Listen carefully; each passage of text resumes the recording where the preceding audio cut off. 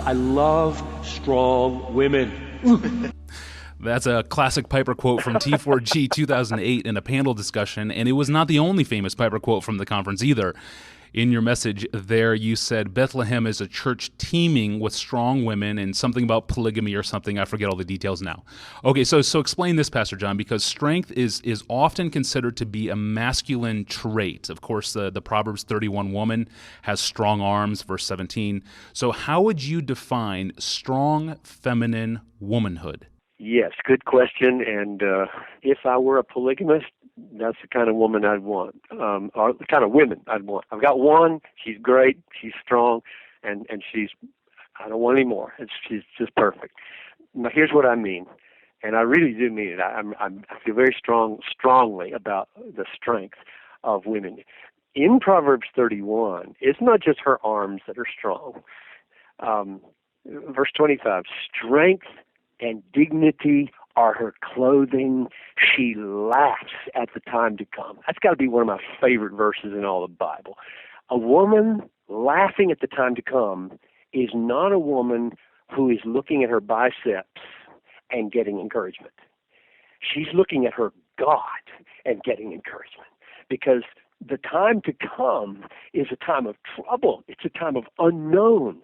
Her biceps are not going to help her. You know, she may be carrying kindling or carrying the pots or doing whatever they did in that culture, but she knows that if the Amorites sweep across, or if a flood comes, or if a horrible plague comes, it's only her great God laid hold on by faith and becoming strong in Him that's going to make the difference. And in the New Testament, the text that says that so powerfully for me, and is one of my favorite ones, if I were going to preach on the strong woman in a conference, I'd go to 1 Peter 3, where it says that this woman who's got this unbelieving husband who wants so much, and rightly so, for her husband to be converted, and Peter's trying to help her know how she might be used of God to bring that about. And he talks about the imperishable beauty of a gentle and quiet spirit. Now, if you read those phrases, the beauty of a gentle and quiet spirit, and you didn't know better, you might start to think weak, especially since in verse 7 she's called the weaker vessel. I don't think weaker vessel in any way implies spiritually weak or mentally weak or psychologically weak. It's talking about we have different teams for NBA men and basketball for women. Just right across the board, everybody recognizes that there are physical traits about men and women that put men in a category that shouldn't compete with women.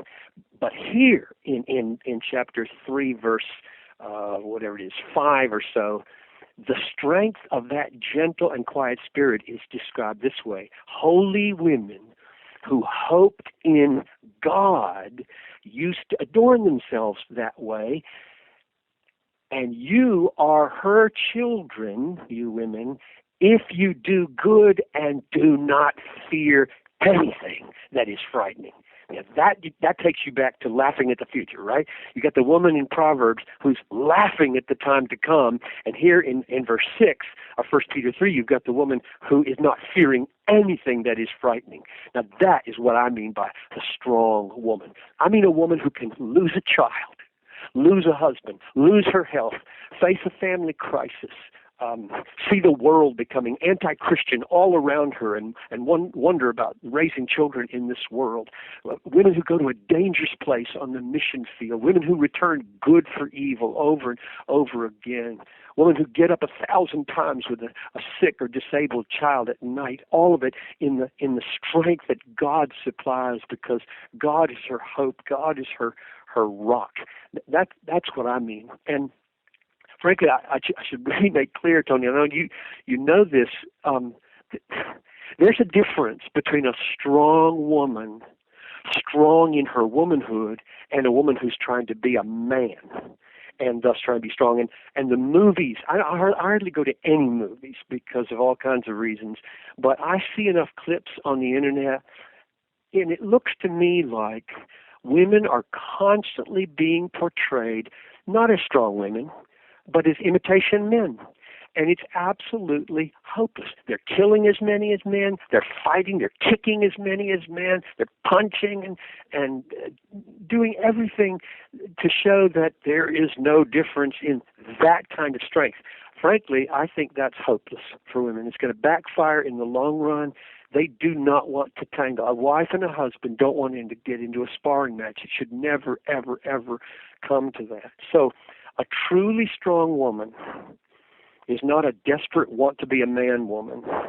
She is a woman who is assured of her feminine identity in such a deep and powerful way that she knows she's a man's equal in the kingdom of God. She knows she's a man's equal in the sight of God. She knows she's a man's equal in the inheritance of joy, and she is poised and free to affirm the manhood of the men around her and come alongside them and help them in every way they can in their unique calling, so that the dance and the rhythm and the choreography of male and female becomes a beautiful partnership.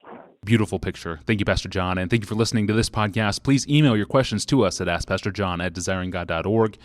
You will find thousands of other free resources from John Piper online at desiringgod.org. I'm your host, Tony Urenke, and for those of you still listening, here's that clip from his T4G 2008 message.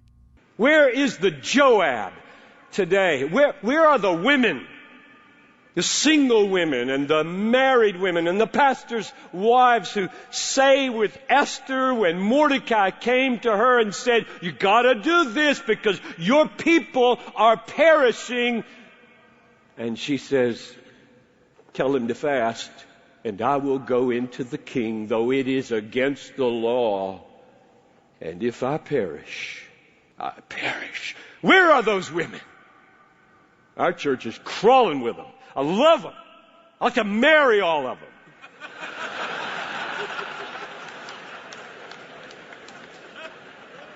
I'm too old.